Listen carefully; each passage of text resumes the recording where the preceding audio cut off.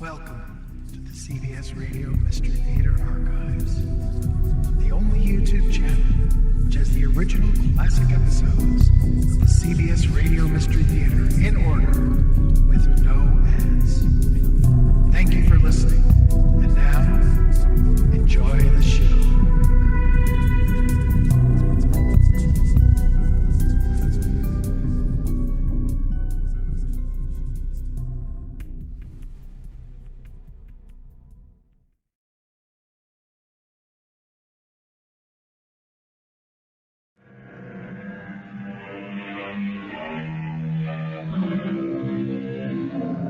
Come in.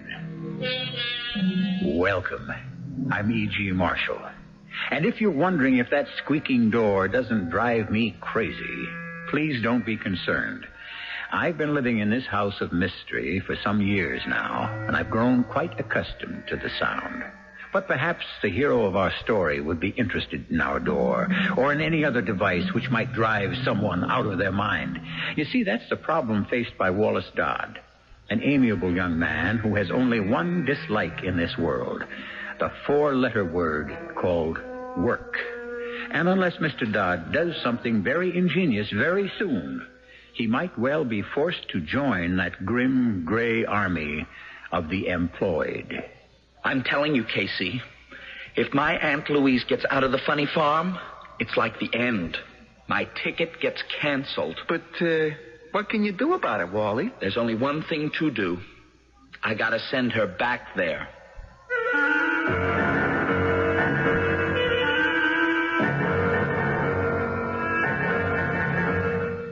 Our mystery drama, Two of a Kind, was written especially for the Mystery Theater by Henry Slesar and stars Kristoffer Tabori. I shall return shortly.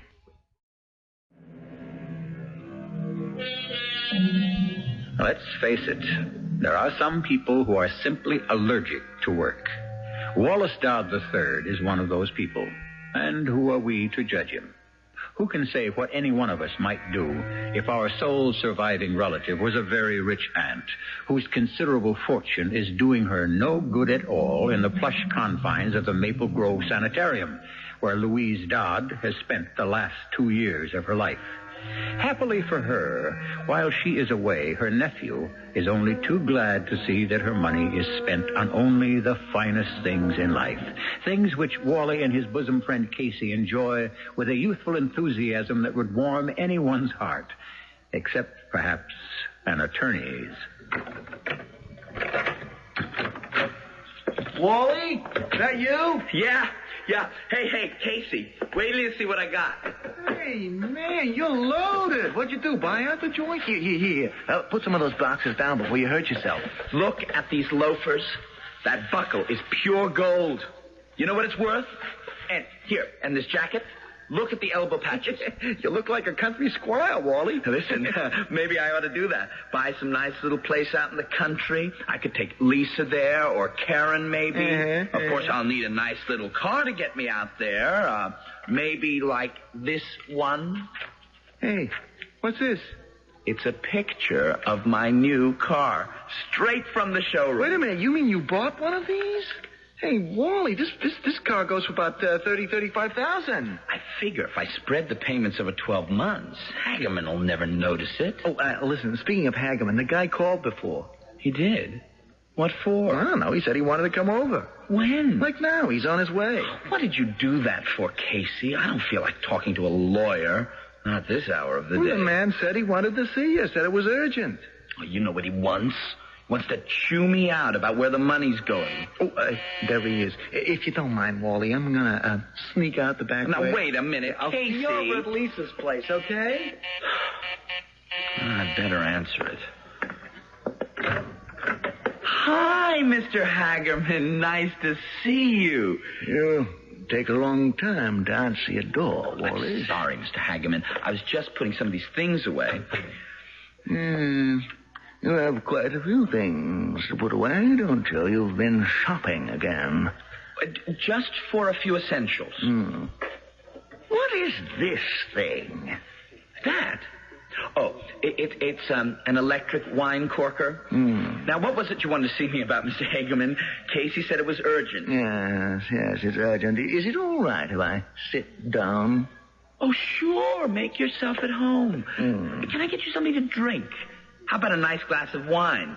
It'll give me a chance to try out my new electric wine corker. No, thank you. I'd rather get right down to business. You see, I have some very good news for you. No kidding.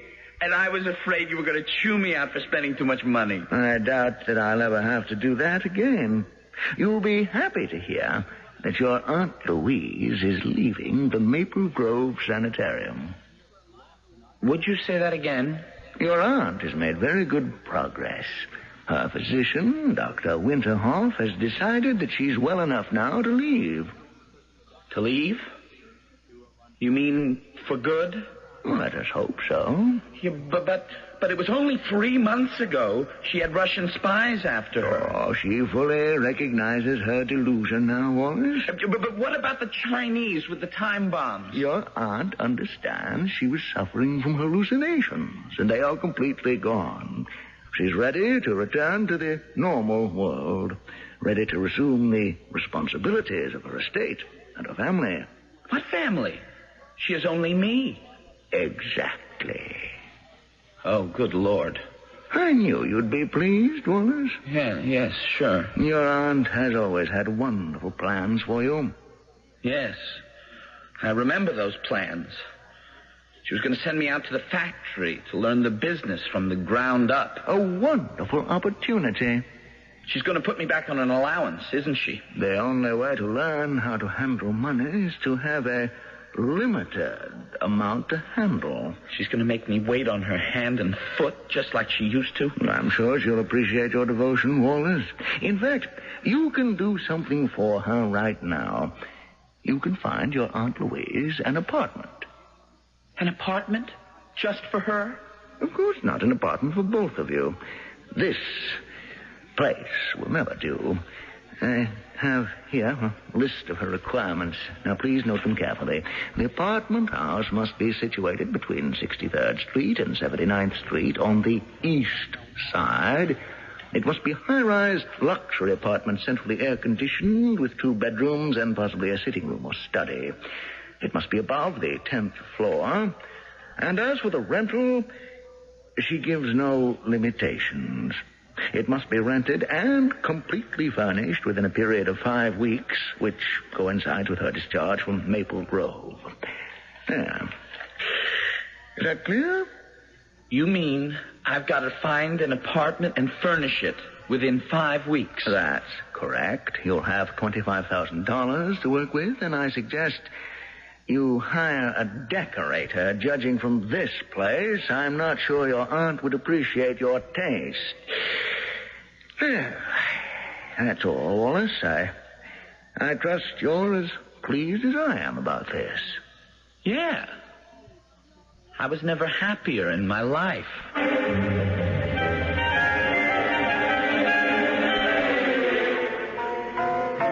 Wally, you gotta be kidding me. You told me your aunt was socked away for good. That's what I thought. But I was wrong. Boy, was I wrong. I'm telling you, Casey, if my Aunt Louise gets out of the funny farm, it's like the end. My ticket gets canceled. But what can you do about it? There's only one thing to do. I gotta send her back there. But how? I don't know. Maybe I can convince her that Dr. Winterhoff is wrong, that she's still got problems. Maybe I can hire some Russian spies to follow her. Huh? Or Armenian acrobats. That was one of her craziest delusions. The troupe of Armenian acrobats were out to get her. I think that's why she always wanted to live on a high floor. Wally, I don't get it. She used to think they'd stand on each other's shoulders and climb in her window. Ooh. Your aunt sounds like she's really weird. I liked her weird. I don't blame you. I knew her when she was plenty unweird. When she did nothing but talk about my education and my training. About how she was going to send me to a mattress factory with a broom for 6 months so I could learn the business right from the bottom. And I mean the bottom. Oh, man, that's awful, Wally. It'll mean the end of everything. Oh, come on. I got to get out of here. Where are you going? I've got to see a man about an apartment on the east side between 63rd Street and 79th.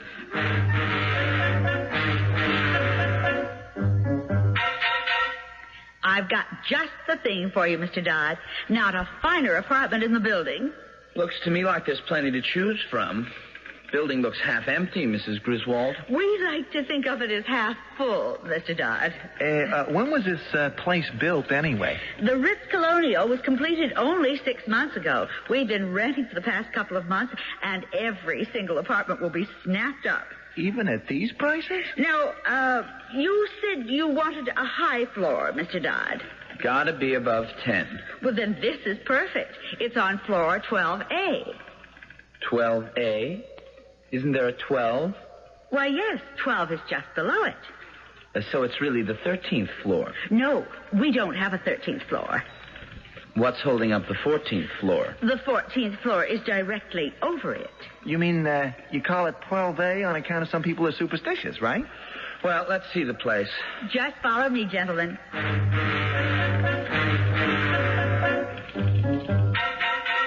As you can see, the rooms are generously proportioned. This is the living room, of course. Notice that wonderful view of the river. Boy, some layout, huh, Wally? There are 2 bedrooms off this way, and the kitchen is through here. Is there any kind of study or sitting room? There's a small room off the kitchen that can be either a maid's room or a study. Hey, Wally! Dig this view. Come out of here. Boy, that's a long way off this balcony. Just don't look down. I wish you were Aunt Louise, Casey. I'd give you a nice little shove. Hey, stop horsing around. Would you gentlemen like to see the other rooms? No, it looks okay to me. The only thing is, I'm not sure my aunt isn't superstitious about living on the 13th floor. If that's a problem, I have a simple solution. The apartment below us is identical to this one. Would you like to see that? Yeah, maybe I'd better. But if it's identical to this one, why bother? The view is different, dummy. We can take the stairs so we won't have to wait for the elevator. Right this way.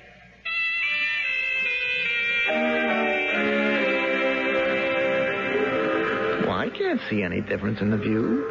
I mean, what the heck, Wally? It's only one lousy floor. Yeah, you're right. You really can't see any difference. In fact, every single thing about the apartment is the same as the one upstairs. Like peas in a pod, huh? And the same rental? Absolutely the same. But I thought you'd prefer the higher floor. Maybe I'd like both floors. I beg your pardon? Wouldn't that be a kick, Casey, huh? To rent both apartments? You down here and me up there? I thought you said you and your aunt. Yeah. That's right. It's for me and my aunt. Mr. Dodd, I really should be back at my office. I have some prospects coming in at 3. Yes, you go ahead, Mrs. Griswold. I haven't seen the rest of the place yet. Well, stop by my office when you're through.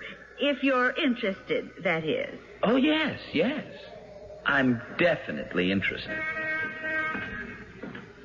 Wally, what's with you, buddy? You got a funny look in your eye. I was just thinking, Casey. Thinking about these apartments. What about them? We really could have a ball if we rented both of them, couldn't we? I mean, furnish them exactly alike. Exactly. Like every stick of furniture, every rug, every lamp, every picture on the wall. Well, why would you want to do that? But just for kicks. Can you imagine if we got a couple of chicks up here and started switching apartments? You mean we could, run them up and down the elevator till they didn't know where they were at? Yes, that's the idea. You could drive people crazy that way. Yes, that's right.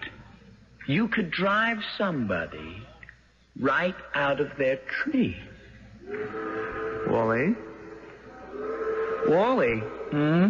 What are you staring at?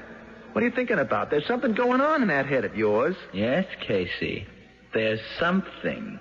What I was thinking is, maybe we could drive somebody crazy with twin apartments. You're talking about your aunt, aren't you? I mean, they'd think they were crazy, wouldn't they, if they thought they were in one place, but they were really in another. Are you talking about your Aunt Louise? If we rented both apartments under different names so nobody knew about it, if we fixed them up exactly the same, I mean exactly. Yeah, but what for? I mean, why would that drive her crazy? I don't want to just drive her crazy. I want her driven right back to Maple Grove Sanitarium. But it'll cost a fortune to furnish both places. I'll spend my own money on it.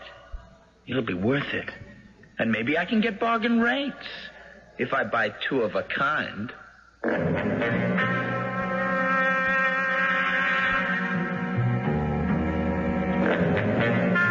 Now, how will two identical apartments unhinge the sanity of his Aunt Louise? I'm sure it'll be ingenious, because never underestimate the genius and energy of those who are determined to spend the rest of their lives unemployed. In fact, not working may be the hardest job of all. But we'll find out what Wally has in mind when we return shortly with Act 2.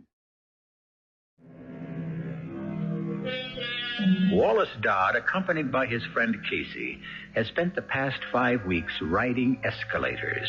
From store to store, up and down, buying complete sets of living and bedroom furniture, hunting down identical rugs and tables, lamps, mirrors, prints, ashtrays, chairs, and dozens of other household items. And every single one of them, two of a kind. That's it. Move it another couple of inches to the left. No, that's no good. There's supposed to be a chair over there. Come on, Wally. Look at the Polaroid, dummy. There's a chair right where you moved the piano. Wally, this is driving me crazy. Forget about your aunt. That's almost finished. Just a few more things to do now. The place looks perfect to me, I swear. I can't tell one apartment from the other. If you took me up in the elevator blindfolded and let me off, I wouldn't know where I was. Well, that's the idea. Not to let Aunt Louise know where she is when she gets here. Hey, look, man, you still haven't told me how it's supposed to work. Okay, Casey. You've been patient long enough. Step one. They take the straitjacket off my Aunt Louise and deliver her here. You mean old man Hagerman delivers it? Right. She doesn't go anywhere without a lawyer. So there I am, down in the lobby of the building, waiting to greet them when they arrive. Got it. I'm smiling from ear to ear. I'm wearing my best suit and saying nice things, telling my Aunt Louise how happy I am to see her. Yeah. Don't choke on your words. Yeah. And then I tell her all about the terrific apartment I fixed up for us on floor 12A. I gotta remember that. 12A. Right, the apartment upstairs. I make sure they remember 12A. I tell them the story about it really being the 13th floor. Hey, you think you should do that? I mean, your aunt may not like it. But she'll remember it, Casey. And so will Hagerman. And that's what they've got to remember. 12A. All right. Okay. Now, here's the crucial part. When we get into the elevator, I'm the one that has to press the button. On account of I don't push the button for 12A, I push it for 12. You pushed the wrong button? So we all get off on the 12th floor. No, wait a minute. That's no good. Why not? Well, because it says 12 right where you get off the elevator. There's big brass letters that says 12. That's right. So what you do, just before the elevator stops, is put this on the wall. What's this? It's a big brass letter A. Can't you see? It's got sticky stuff on the back. All you got to do is slap it next to the number 12, and the 12th floor becomes 12. 12? Hey! Now you're beginning to get the idea. I am? Okay. So me and Aunt Louise and Hagerman get off the elevator, and I take them down the hall to our fancy new apartment. We walk in. Aunt Louise says, "Why, Wallace, oh, this is lovely. This is, oh, charming. This is simple. It's ideal." Yeah, okay. So, well, what happens next? Well, we sit around, we talk about this and that. Hagerman starts yawning, and Aunt Louise says she's pretty tired herself. And Hagerman finally goes home. And then the fun starts. The fun? Right. Because guess what happens to me? What? I turn into Jack the Ripper. Huh? As soon as Hagerman is on his way to the elevator, I take this out of my jacket. Hey, Wally, that's a knife, man. It's a sharp knife, very sharp, sharp enough to rip open Hey, be careful. the furniture. What? And that's what I'm going to do. I'm going to take this knife and put it right on this sofa. No, not this sofa, the one upstairs. and I'm going to rip it all the way down. No, you are the one who sounds crazy. Oh, I'll be crazy, all right. Because after I rip up the sofa, I'll start ripping up the chairs and the curtains and slashing the paintings and kicking over vases and spilling the ashtrays. Hey, Wally, are you sure you're all right? And when the place is a real mess, when I've ripped up everything in sight, I'll have to find something else to use my knife on, won't I? I'm not sure I like this idea. So I'm going to turn and look at Aunt Louise and say, "Okay, Auntie, you're next." And you think that'll drive her back to the funny farm? You don't think so? No, I think she'll just start screaming for the cops. You're the one who'll end up in a padded cell. Yes, but you better wait till you hear the rest of the scenario. First of all, the whole thing has only taken about a minute and a half. Uh-huh. And what's Hageman doing in the meantime? Well, still waiting for the elevator, probably. I mean, that thing is pretty slow. Okay. I don't start my Jack the Ripper routine until I hear the elevator door close. Why? Because I want to make sure that Hageman gets down to the lobby. And that's where you're going to be, Casey. Me? What am I supposed to do? You stop Hageman from leaving. I don't care how you do it, but you hold him there, you understand? Why? To give Aunt Louise time to get down to the lobby. Because that's what she's going to do. She's going to go screaming down the lobby to tell her lawyer that her nephew's just gone out of his mind. Yeah, that's what she'll do, all right. And then he'll call the police, and then what? Yeah, no, not so fast. Hageman won't call the cops. Not until he makes sure that it's true. Not until he knows for certain that it isn't another delusion. Right. So he'll take Aunt Louise back in the elevator, and up they'll go. And where will they go, Casey? Huh? Use your head. Where will they go? Well, back to the apartment. Yeah, which apartment? The one on 12A. That's right, Sonny. Oh. They go to 12A because that's where the apartment is. And when they walk into 12A, what a nice surprise for Aunt Louise.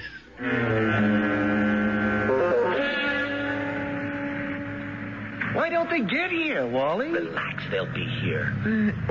Hey, isn't that them now? Yes, they are. Okay, Casey, beat it. But don't go too far. You've got to do your part, too. Don't worry, I'll stop the guy from leaving, even if I have to tackle him.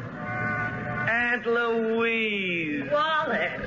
Oh, Auntie, it's so terrific to see you again. Wallace, my dear boy, how are you? Never better now that you're back where you belong. Well, just where do we belong? These suitcases are heavy. Oh, hi, Mr. Hageman. Here, let me help you with those. Did you do as I asked, Wally? Did you find us a nice high floor? Yes, Aunt Louise, and it's got a view of the river and everything.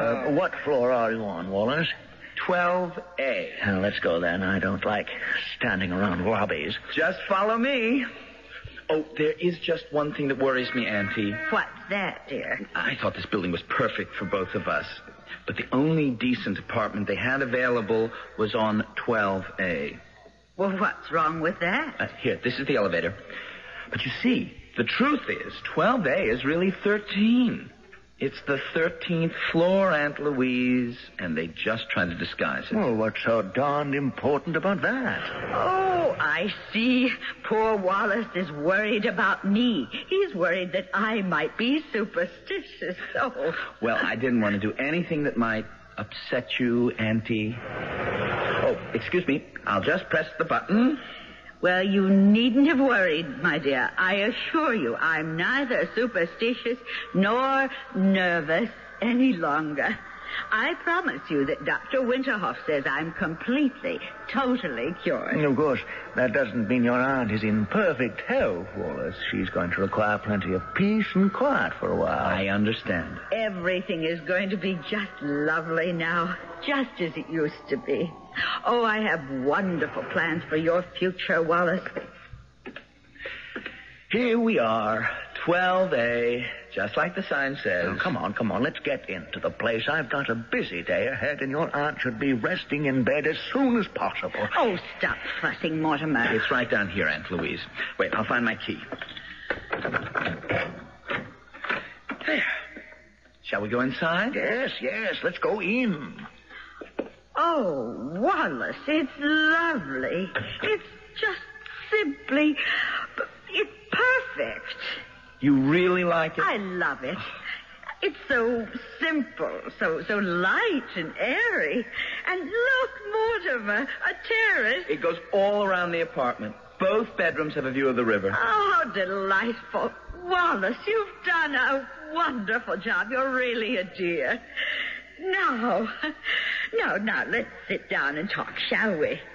Sure, Auntie. I have something very serious to talk to you about, Wallace. Now, for some time, I've felt you've forgotten me completely. But now I realize I was wrong, completely wrong. You do? Yes, and do you know why? Because of this lovely apartment you found for me. Found and furnished for me, Wallace. And not just with that $25,000 I appropriated. What? How did you know about that? We keep a very close watch of your finances, young man. Closer than you think. I knew you withdrew $10,000 of your own money to buy the furnishings, Wallace. You were a very naughty boy to do that, but a very sweet, very thoughtful boy. Gee, I'm glad you're happy about it, Auntie. Yes, Wallace, I'm very happy. And that's why I've just come from Mr. Hagerman's office. We've done some wonderful things about your future there. My future? For one thing, I'm pleased to tell you that I'll be increasing your allowance. You are? Yes. And then we must talk about your career. It's time you had one. Yes. My career. Louise, I really have to go. I have a meeting in less than half an hour. Oh, of course, Mortimer. You run along. I'm in good hands now. Yes, I'll talk to you tomorrow, Louise. Make sure you get some rest now. I'll be fine, just fine. Well, goodbye, then. Goodbye, Wallace. Goodbye, Mr. Hagerman. Well,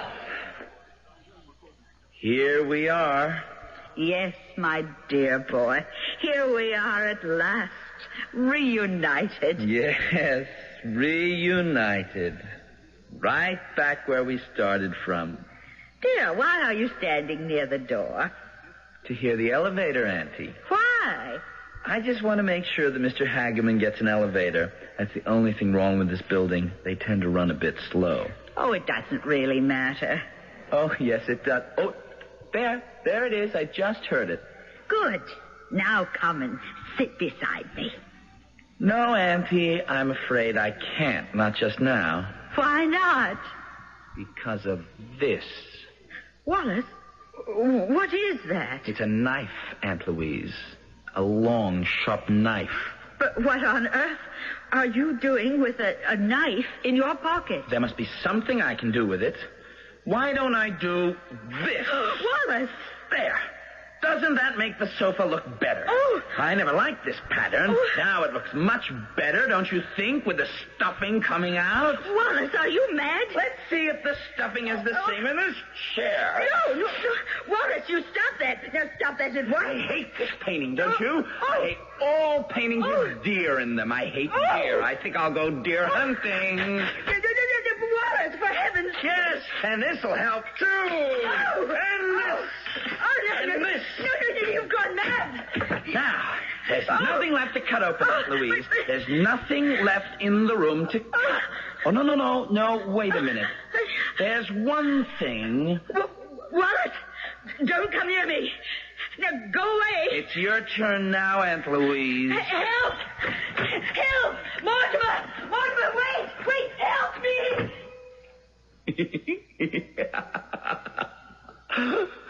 So long, Aunt Louise.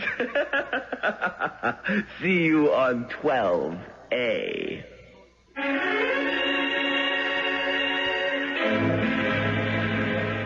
Aunt Louise has had quite a welcome home party from her loving nephew Wallace. But the party isn't over yet. Wally has another surprise in store for her, a surprise that he hopes will change the welcome party into a farewell party. Will Wally's clever scheme work as planned? Wally's as anxious as you are to find out.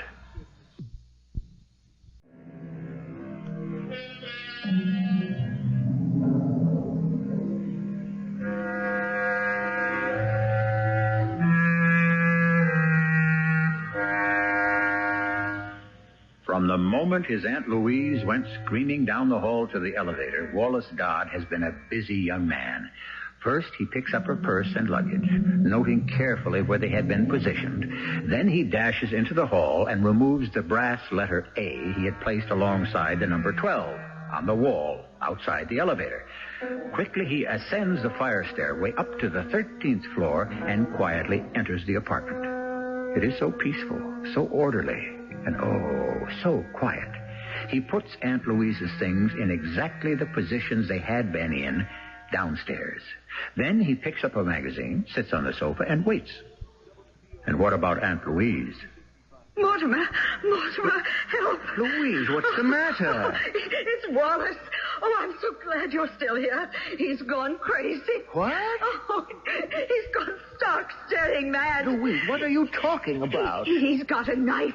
He's ripped the furniture open, all of it. What? The sofa, the chairs. He slashed the painting. Louise, you can't mean this. I saw it with my own eyes. He broke all the vases. He's gone completely crazy. Louise. And then he threatened to kill me. Louise, stop this. It can't be true. I swear it, Mortimer. I swear it. He came at me with this knife. I ran out of the apartment. Well, we're going to go back to that apartment and see what this is all about. Come on.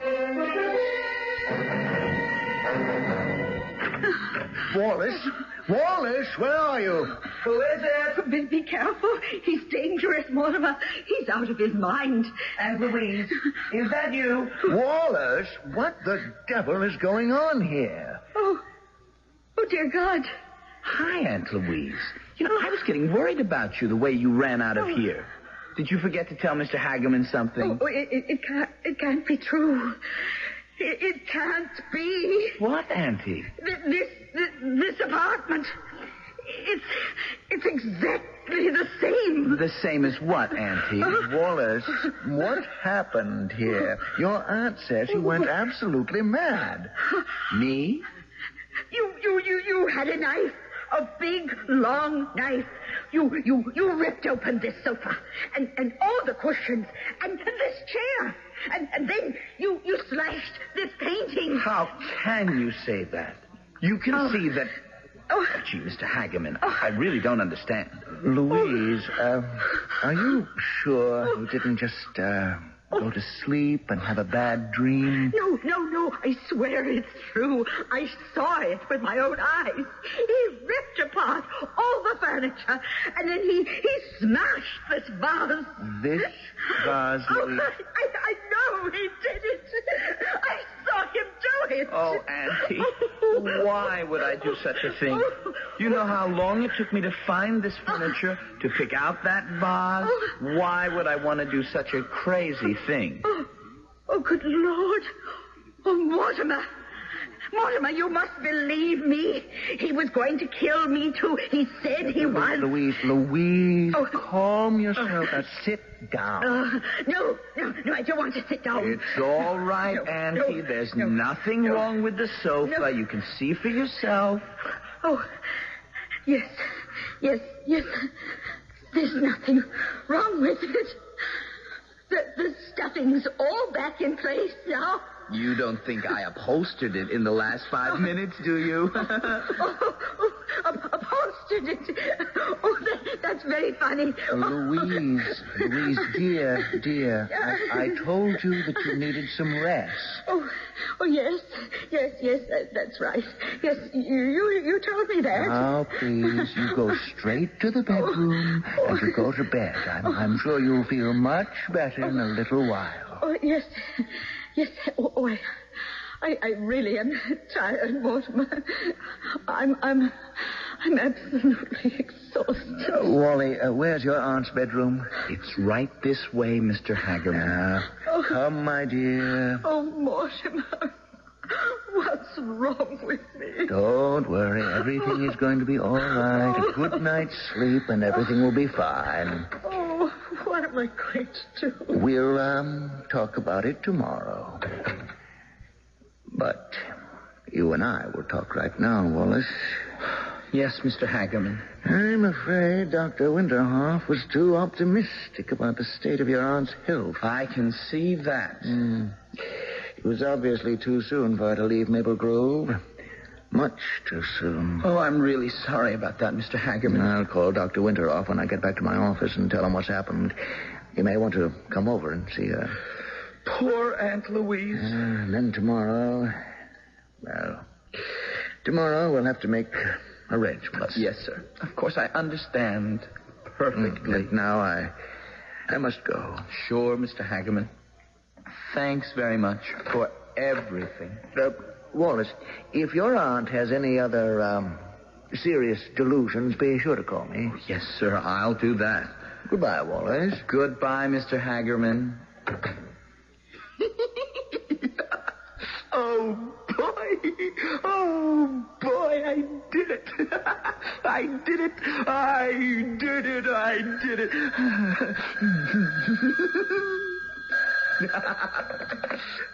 Hello. Wally, it's me.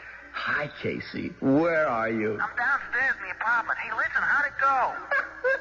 I tell you, it couldn't have gone better. It was great, man. It worked like a charm. Yeah?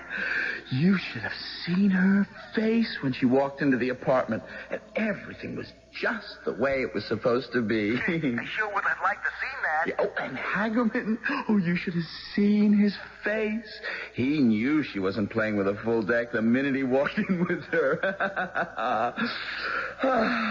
How's the apartment down there? Oh, a wreck, man. You sure did a job on a place. Don't worry about it. With all the money that's coming our way, once Auntie is back in storage... Yeah, man, stop clicking the phone. I'm not clicking it. Oh, something clicked. Your phone isn't tapped, is it? Of course not. Who would tap my phone? Wait a minute. What is it? There's an extension phone in the bedroom. So what? My aunt is in there. What? Yeah, she's in there, lying down. Or she was supposed to be. Uh-oh. You better check, man. Yeah, I better. Oh. Aunt Louise? Wallace, I heard it. I heard it all. You were listening in? I heard the phone ring. I thought it might be Dr. Winterhoff. No, Auntie. It wasn't Dr. Winterhoff. But he'll be here soon. Don't worry. I heard what you said to that man. Something about an apartment down there.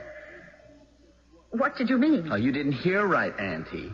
You know you're not seeing things right, so you're not hearing them right either. He said something about the apartment being a wreck. Wallace, what have you done? Nothing. It's some kind of trick. Now, isn't it? You took me to another apartment. That apartment downstairs. Come on, Auntie. That's crazy. Oh. You're crazy. You know you are. Get away from me. Don't come into this room. You just imagined that phone call, didn't you? Oh, get away. Get out of here, or I'll scream. Help. Somebody. Get off that balcony, Auntie. Help. We're 12 stories up. No, 13. Nobody can hear you. Help. He's going to kill me. I'm not going to do anything of Help. the kind. Help. Now, look out. Stop leaning Help. over, Aunt Louise. Aunt Louise!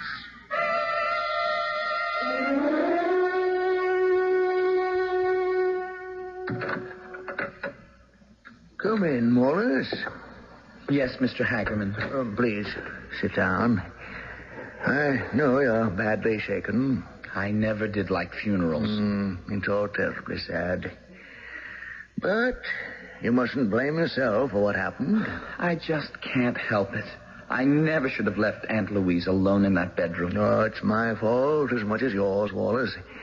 I should have realized the state of mind your aunt was in. Realizing that she wasn't cured, that she should have to return to Maple Grove Sanatorium. Oh, she must have been really depressed about that. Yes. And we should have realized what depression can do to people. But I never thought she'd take her own life. No, neither did I. Well, you did everything you could for her, Wallace. I'm very proud of you. Thank you. And, I'm really sorry about the will. Pardon? Your aunt's will. Yes, that's right. I was going to ask you about that. I guess I'd better get to the details. The details? Yes. How much is my aunt's estate worth? I ought to know that, shouldn't I? I mean, since it's mine. Yes, I should have realized you'd have that misunderstanding. Misunderstanding? What do you mean? I'm afraid there's nothing which is yours. Nothing at all. What are you talking about? Well, you remember the day your aunt left Maple Grove? She went to my office first to draw up a new will, leaving everything to you. That's terrific. Yes, she was very pleased about what you did, Wally. Spending her own money to furnish the apartment. Oh, her previous will, in case you didn't realize it, left everything to charity. Yeah, but why isn't the money mine? Well, the new will isn't valid, of course. The old one is still in effect. Not valid? But why? Because she obviously was not in her right mind. The hallucination she had that day. No probate court would accept it. Therefore, the earlier will stands. And it leaves everything to her favorite cause. Her favorite cause? Yes. Mental health.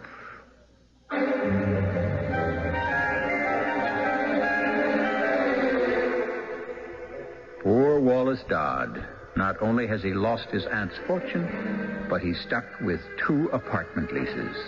How would you like to pay 2 rents, 2 electric bills, 2 of everything? Now, that's what I call double-digit inflation. I'll have another word to say about that when I return shortly.